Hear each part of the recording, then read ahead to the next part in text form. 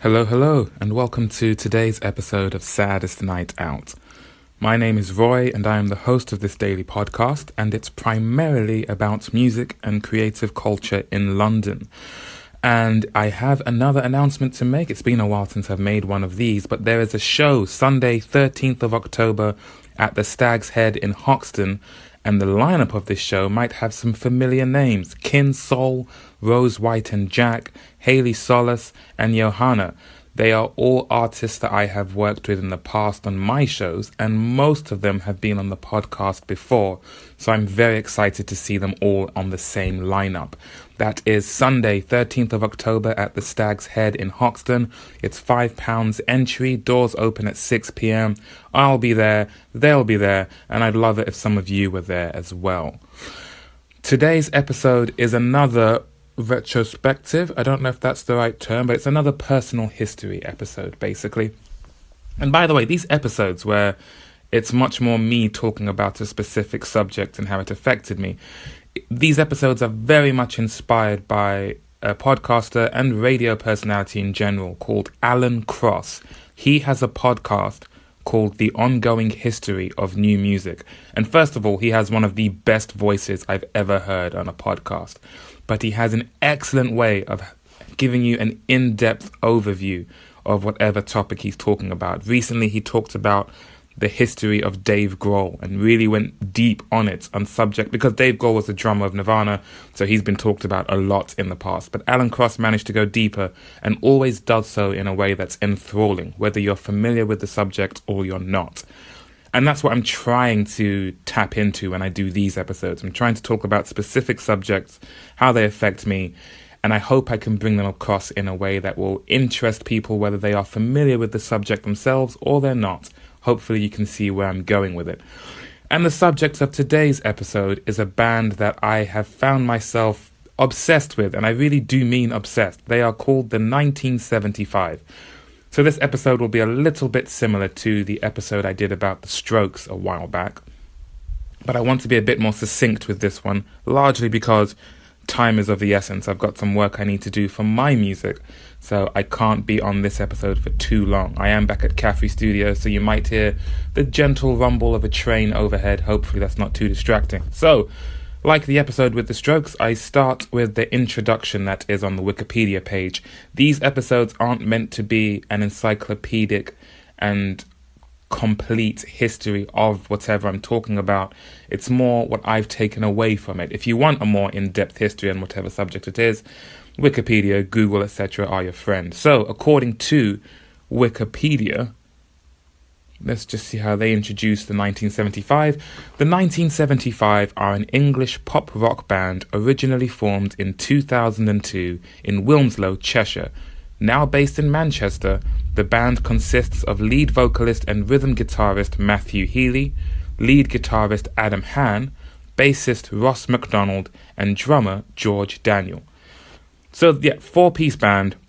2 guitars, drum and bass. Sound familiar? Because that's exactly what I'm doing. They've been a band since 2002, and they released their first album in 2013. So what I tried to do here is write down 5 points in particular that have really struck me about this band. And the connecting thread between all of them is that from the off, they were ambitious. This was a band that really had their sights set on the big time.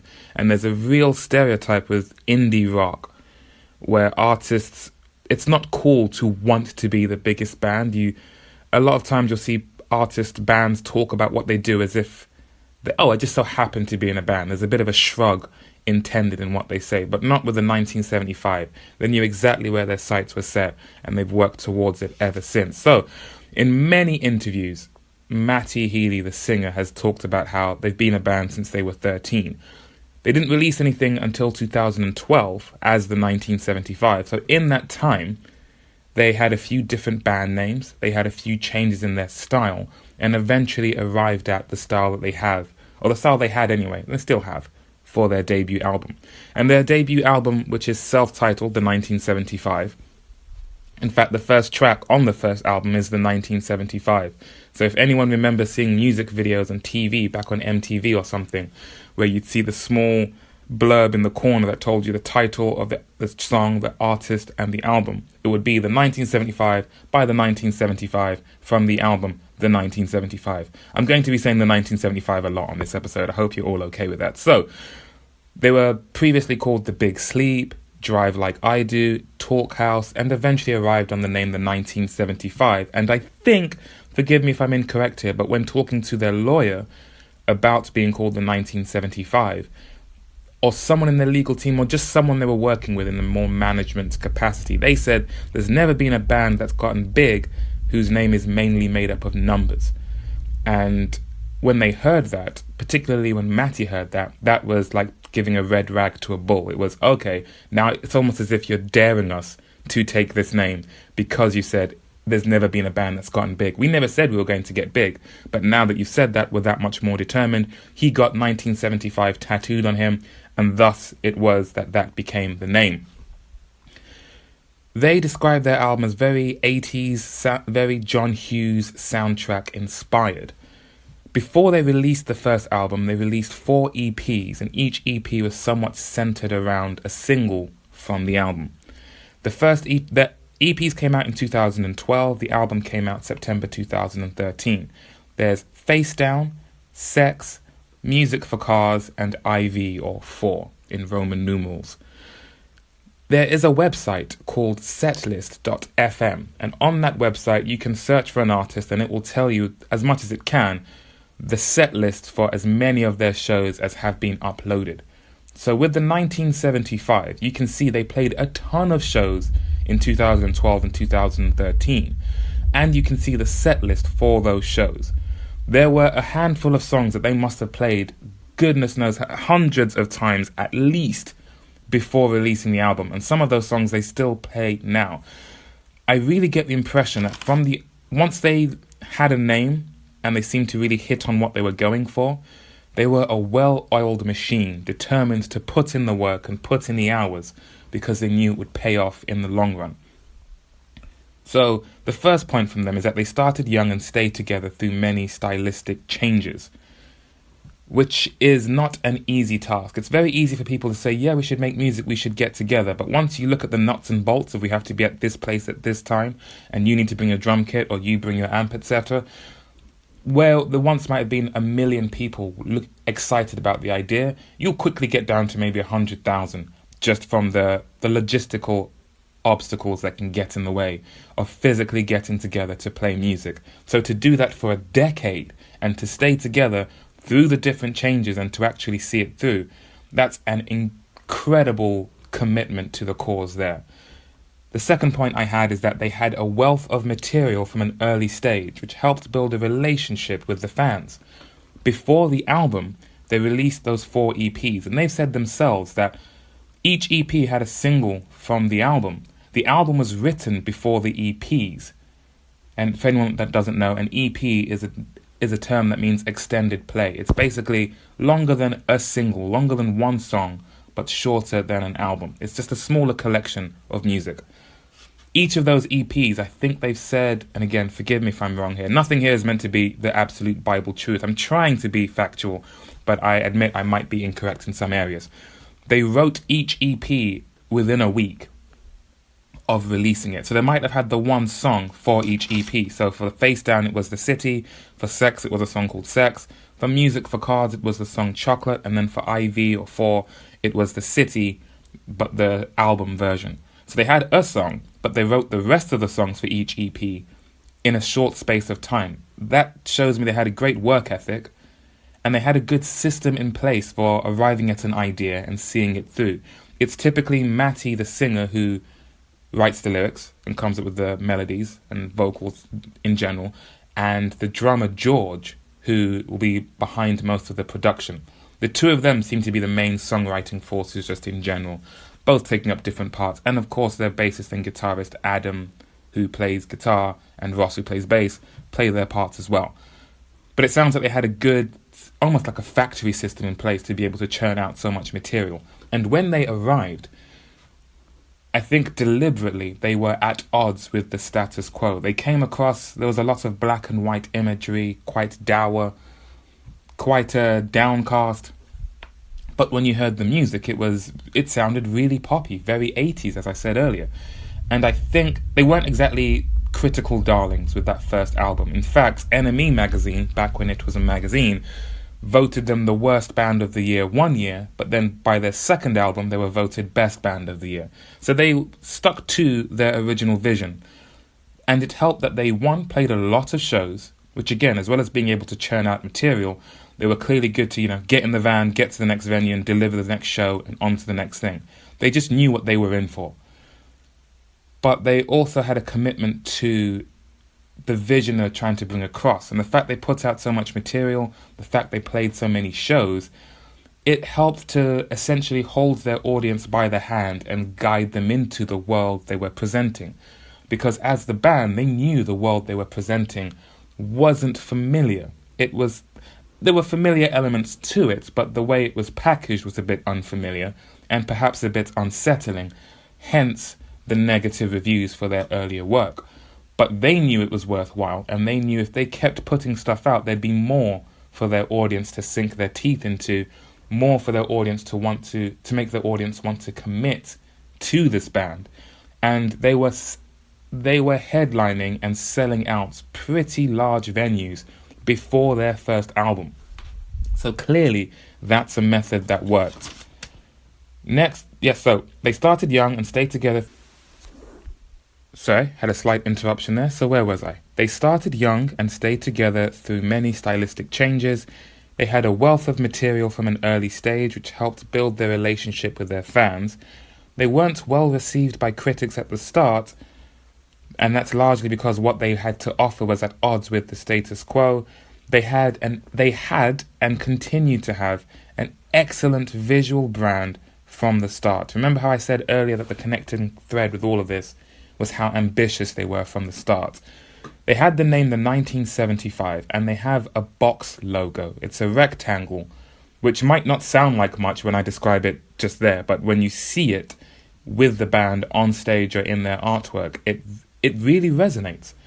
And Matty, the singer, who, as well as them playing a ton of shows, which you can see on setlist.fm, I've got a YouTube playlist with, I think, at least over 100, I can't even remember how many videos, that are largely just videos of Matty in interviews. Because again, they were willing to put in the work. They tried to get signed, but no one would sign them, so eventually a manager discovered them. A manager by the name of Jamie Oborn, who is a very integral piece of this entire story. They started a label together around the 1975, so they could really focus on doing things their way. And part of trying to break something new is to do as much press as possible. Just get the message out every chance you get. And I have this YouTube playlist with, I can't remember how many videos. I think maybe 150 videos, just Matty in interviews. Because again, he knew the importance of just getting out there and getting the message out there. They are ambitious, both in the music they made, the shows they played, the press they were willing to do, and in their branding. They knew from the start that having an image, I think Matty said it, and I think he quoted Slash from Guns N' Roses, that if you can be recognized in silhouette, then you are truly iconic. The fact they were thinking this way, again, the ambition, the goals were there. They have the box logo, and their lighting at their shows, as well as their artwork, is... You can tell this is a band made up of fans of this avenue, this artistic platform. Because when you see what they've created, you can tell they're thinking about what they do from the fans' perspective, and they're thinking, what would be the best way to mesmerize and really intoxicate our fans with our art? It's not so much about what makes most sense financially or what do other bands do. It's more, no, if I was a fan, what would I love to see a band do? And that's what they do. I highly encourage anyone listening to this to search the 1975, by the way, that's the 1975, Vivo O2. They played a headline show in the O2 for their second album, which is called I Like It When You Sleep, For You Are So Beautiful Yet So Unaware of It. Again, this is a band that's very much towing their own line, walking their own path. First album, it maybe flew at odds with the status quo. By second album, they were all the way in. They thought, no, the more we stick to this, the better. The live show for that album is immense. The whole stage is essentially part of the light show, and I can't really do it justice by describing it. I just highly encourage you to check out their live show at the O2. To date, they have 3 albums. The self-titled first album, the 1975. Second album is I Like It When You Sleep, For You Are So Beautiful Yet So Unaware of It. And third album, A Brief Inquiry into Online Relationships. They have a 4th album around the corner called Notes on a Conditional Form. And people have been, to say they've been highly anticipating it is really an understatement. But from the start, just to get back to my point, I'm getting sidetracked here. Excellent visual brand from the start. Lights at the live show, the band's name, font you can look at, and the fans have picked up on this and appreciated it. They've had slightly different fonts for each stage of their career, showing their evolution stylistically. Even the way they post on social media, they have this thing where they'll put a space between each letter. Again, it just marks them out as a brand, as something separate from everything else that's going on. And of course, the box logo. I don't know if I think bands should think about this type of stuff. I don't think it's seen as, cool or the thing to do. I think there is still an element of, we just get together and, strum our guitars and whatever happens, happens. But this is a band who feel as though they sat down and thought, no, how can we make this as effective as possible?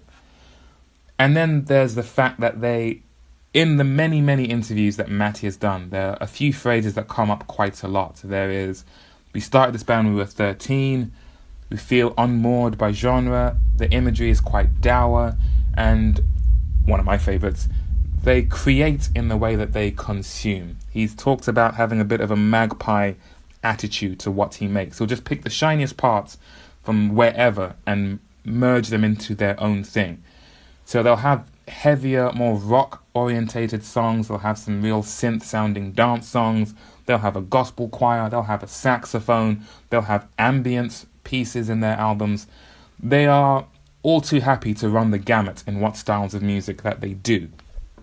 Now, there's a lot to admire, a lot to take lessons from, a lot to feel inspired by when it comes to this band.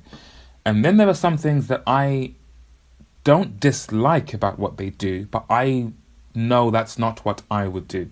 I'm a fan of this band almost in the way that sports fans are fans of their teams. Yes, there's the music I enjoy, but it's almost as if the more success I see them attain, the more I feel, yes, that's right. You know when a football fan sees their team win and it feels like you personally have won, even though you were nowhere near the pitch. That's almost how I feel when I see the 1975. The more they win, the more I feel in some sense as if I've won as well. There aren't many other bands, I don't think there's any other bands that make me feel that way as the 1975 do, just as if I'm personally invested in their success. And a part of it, as delusional as it may sound, is that I too want, that is the goalpost I'm reaching for, to achieve that level of success. This is a band who headlined and sold out Madison Square Garden, which is a huge venue in the US, in New York. Sold out the O2 in London, another huge venue, with their second album.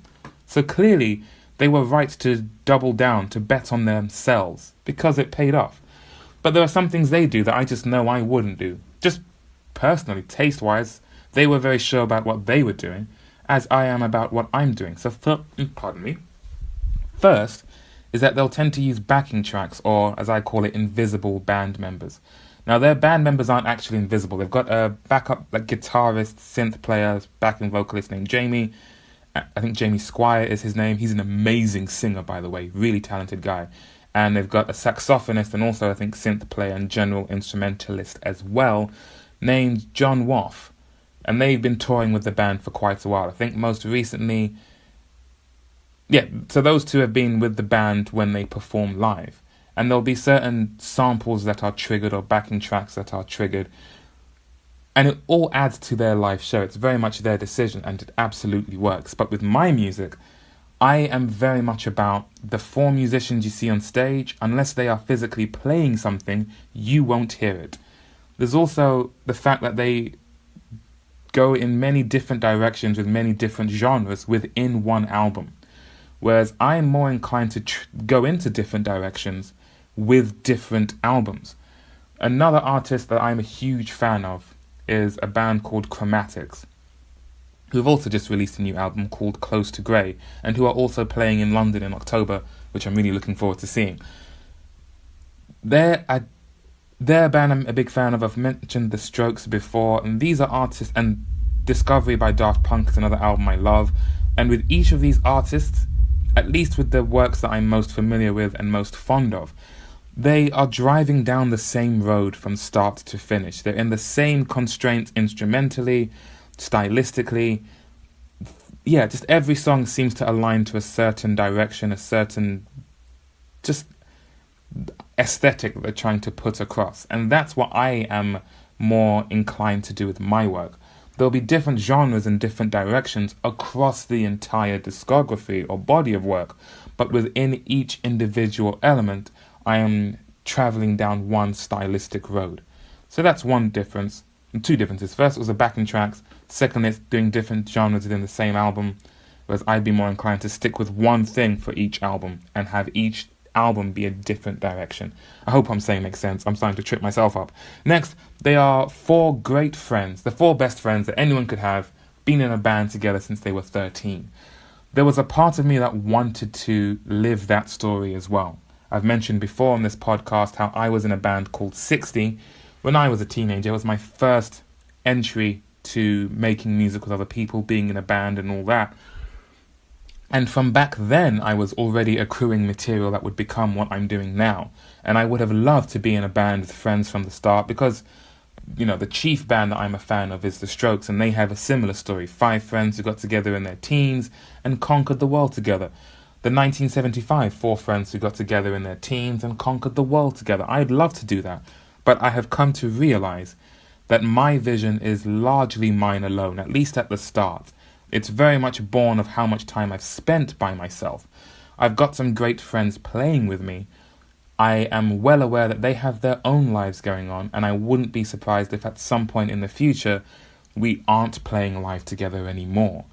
But I have come to the conclusion that my vision lies within me, and as long as I am pursuing it, I can bring people together. It might even sound a bit mercenary, but I am happy to go that route if necessary, because I'm the one who sits with the vision. It's just too tattooed to my heart now. I wouldn't be willing to collaborate and compromise. That's the word I'm looking for. Sorry for the slight fist slam there. I didn't mean to sound so melodramatic.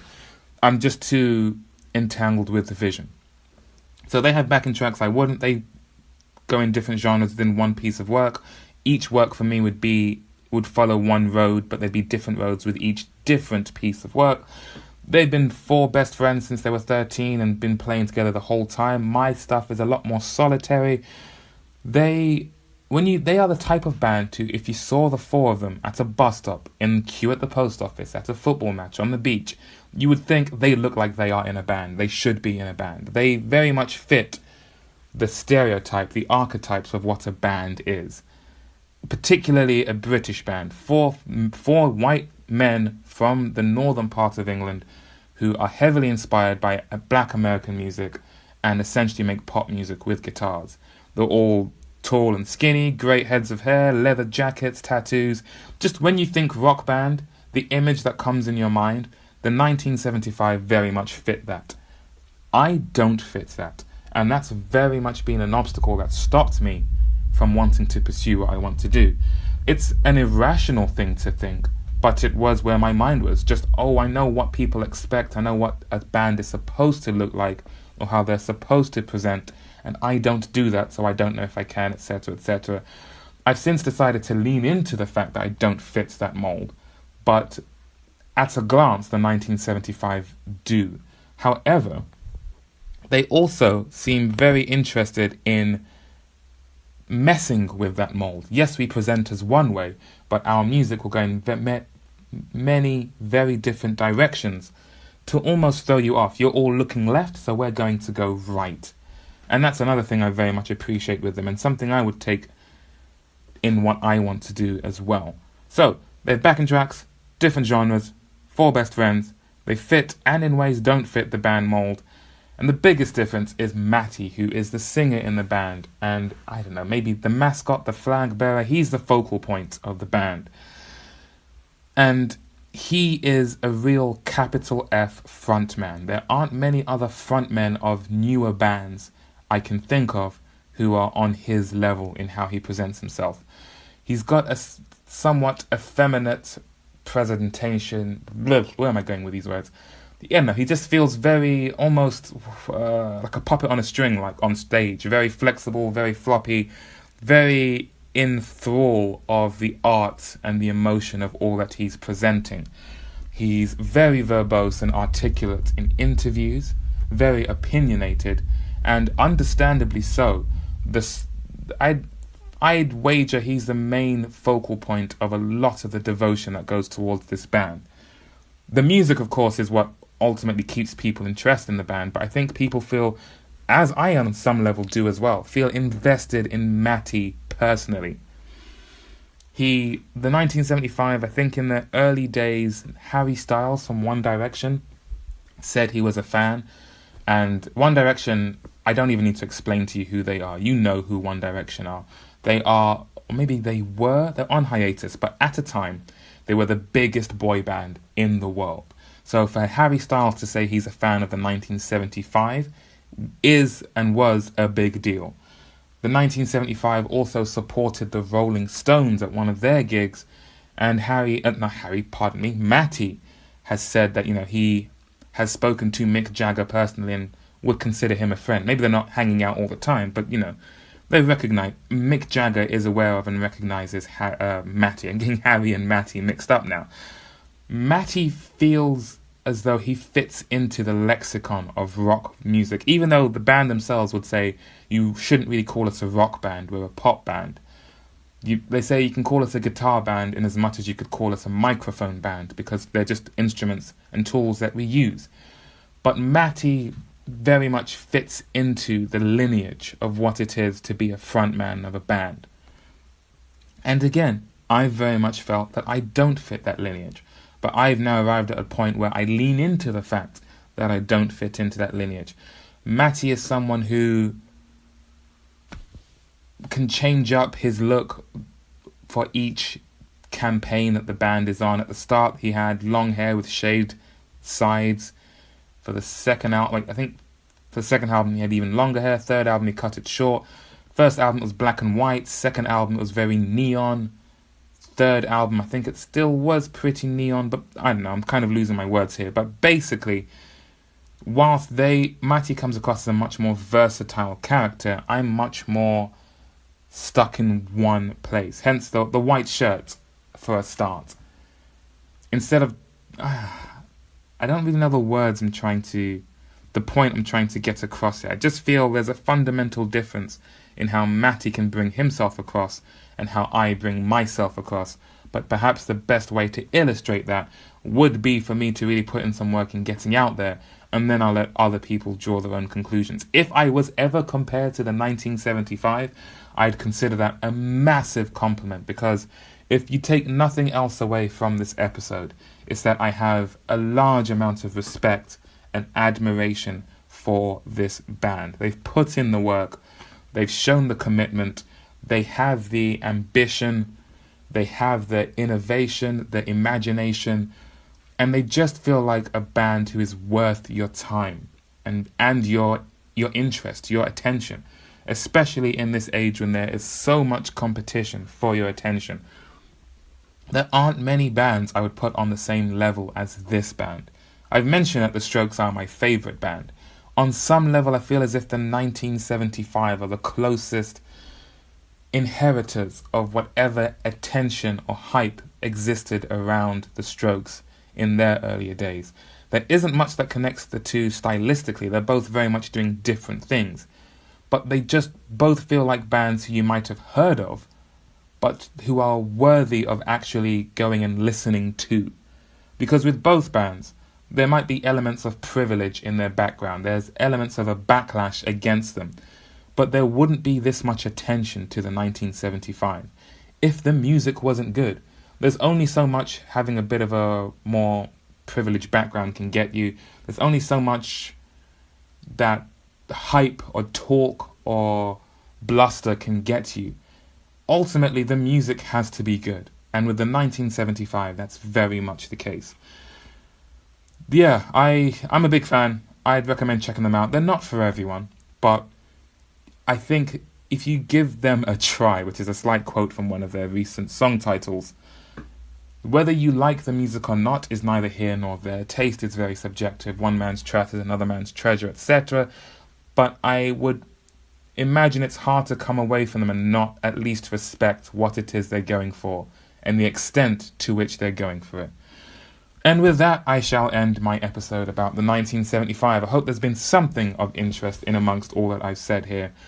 They've got a new album coming out next year, I think, maybe February. If not the album, they're definitely playing the O2 again in February. And if you get a chance, I'd recommend going and checking out that show and seeing for yourself what I'm talking about. Or checking out some of their interviews, some of their music videos. Somebody Else in particular is a fantastic music video, which just shows how good they are at articulating what they're about and just executing their vision to such a fine degree. Once again, there is a show this Sunday on let me go back to my very professional notes, Sunday the 13th of October at the Stag's Head in Hoxton. Kin Soul, Rose White and Jack, Hayley Solis and Johanna are all playing. I will be there. I just might be on stage as well. £5 entry, doors open at 6 o'clock. Come and join us and come and check out some of the great talent I've been talking about on this podcast. Thank you all very much for listening. You can find me online at Saddest Night Out, all as one word, and most social media. You can email me saddestnightout@gmail.com. Otherwise, I will catch you on the next episode. Take care.